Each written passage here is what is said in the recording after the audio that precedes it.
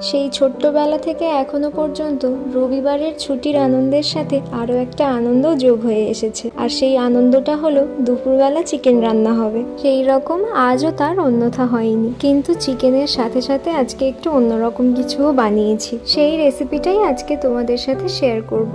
তো সেই অন্যরকম জিনিসটা হলো ঝিঙের খোসা বাটা। প্রথমে দুটো ঝিঙে থেকে তার খোসাটা ছাড়িয়ে নিয়েছি, তারপর খোসাগুলোকে কুচি কুচি করে কেটে ভালো করে ধুয়ে নিয়েছি। এবার একটা কড়াইতে তেল গরম করে দুটো শুকনো লঙ্কা ভালো মতো করে ভেজে তুলে রাখবো। তারপর ঝিঙের খোসাগুলোকে একটু লবণ আর হলুদ দিয়ে মাখিয়ে ওর মধ্যে কয়েকটা গোটা রসুন দিয়ে ভেজে নেব।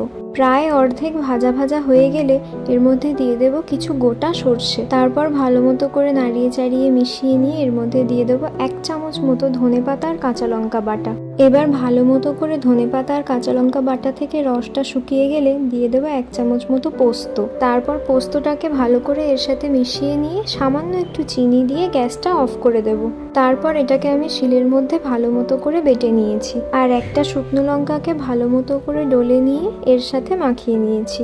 এবার থেকে ঝিঙের খোসা না ফেলে দিয়ে এরকমভাবে একবার খেয়ে দেখো কেমন লাগে। আজকে আমাদের রবিবারের লাঞ্চে এগুলোই ছিল।